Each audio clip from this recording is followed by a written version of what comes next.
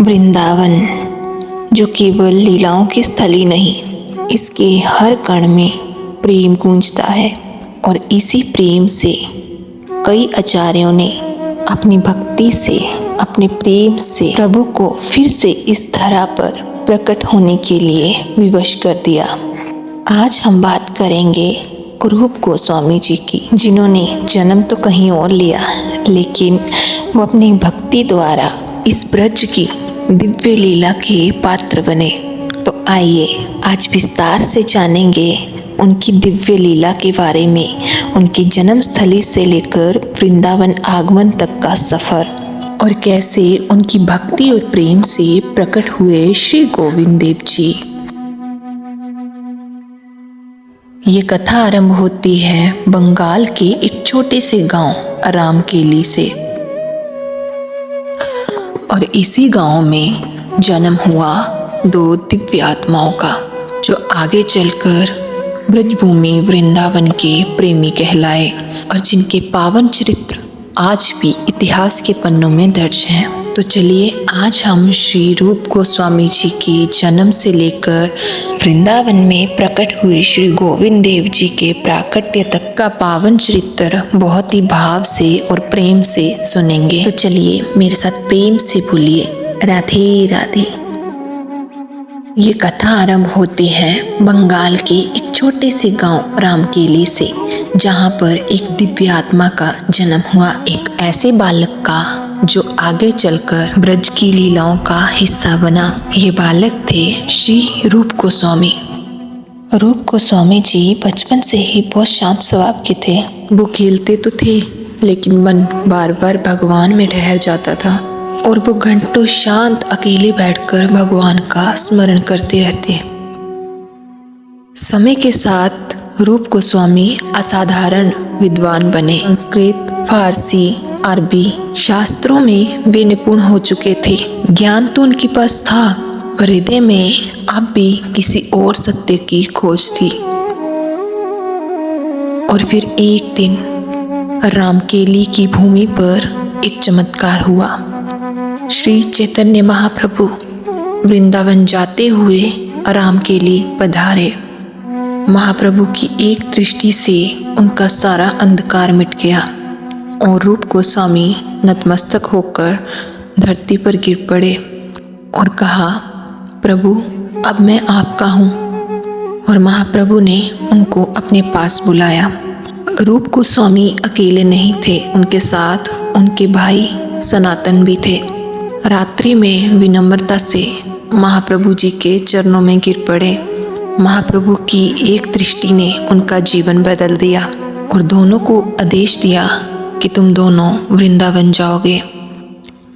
और उसी क्षण उन्होंने सब कुछ त्याग दिया, पद, वैभव और पहचान। साधारण वैरागी वस्त्र पहनकर रूप गोस्वामी जी और सनातन गोस्वामी जी वृंदावन की ओर निकल पड़े।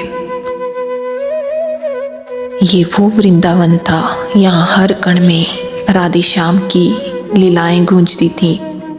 वन उजड़े थे, लीला स्थलियाँ मिट्टी में छुपी थी, पर रूप गोस्वामी आज्ञा लेकर आए थे। यहाँ ध्यान हुआ, वहीं से संकेत मिला। भूमि ने अपने रहस्य फिर से खोले। कृष्ण की छिपी हुई लीलाएं फिर से जीवित हुई। एक रात्रि रूप गोस्वामी जी गहरे ध्यान में थे। उसी दौरान उनको एक स्वप्न आया। उस दिव्य स्वप्न में श्री गोविंद देव जी ने उन्हें दर्शन दिए और अपना स्थान बताया। और अगले दिन सुबह रूप गोस्वामी जी उस लीला स्थली की तरफ निकल पड़े। रूप गोस्वामी जी ने उस भूमि को भाव से स्पर्श किया और उस दिव्य स्वप्न को स्मरण करते हुए वहाँ से मिट्टी को हटाने लगे। और अचानक वहाँ से एक स्मरणीय प्रकाश फूट पड़ा और प्रकट हुए श्री गोविंद देव जी। रूप गोस्वामी जी अश्रुपूर्ण नेत्रों से नतमस्तक होकर गिर पड़े, क्योंकि आज उन्होंने उस प्रेम को पा लिया था जिसकी उनको बचपन से खोज थी। एक बालक एक विद्वान, एक त्यागी और अंत में ब्रज का आचार्य बना। श्री गोविंद देव जी के प्राकट्य के बाद रूप गोस्वामी जी ने वहीं पर एक छोटा सा मंदिर बनाया। ना कोई वैभव, ना कोई आडंबर, बस मिट्टी की दीवारें और भीतर विराजे श्री गोविंद देव जी। रूप गोस्वामी दिन रात सेवा करते, भोग, आरती, नाम स्मरण, सब कुछ भक्ति से भरा हुआ था। धीरे धीरे ये समाचार फैलने लगा कि वृंदावन में स्वयं श्री कृष्ण प्रकट हुए हैं और फिर दूर दूर से श्रद्धालु आने लगे, कोई पैदल, कोई नंगे पांव, आंखों में आंसू और हृदय में केवल एक भाव, दर्शन का। यहाँ कभी सन्नाटा था, वहाँ फिर से हरि नाम गूंजने लगा।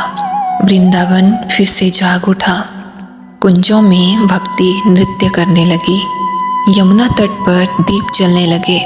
ऐसा प्रतीत होता मानो श्री कृष्ण की लीलाएं फिर से जीवित हो गई हों। पर यह समाचार वृंदावन तक ही सीमित नहीं रहा, धीरे धीरे गौड़, आगरा, जयपुर तक पहुंचा और अंत में ये बात राजा मानसिंह तक पहुंच गई। राजा मानसिंह जो अकबर के सेनापति थे, जब उन्होंने सुना कि वृंदावन में श्री कृष्ण की अद्भुत मूर्ति प्रकट हुई है, तो वो स्वयं दर्शन करने के लिए वृंदावन पहुंचे। उन्होंने रूप गोस्वामी जी से भेंट की और जब उन्होंने श्री गोविंद देव जी के दर्शन किए तो उनका हृदय भक्ति से भर उठा। ये कोई साधारण मूर्ति नहीं, ये स्वयं ब्रज का हृदय है।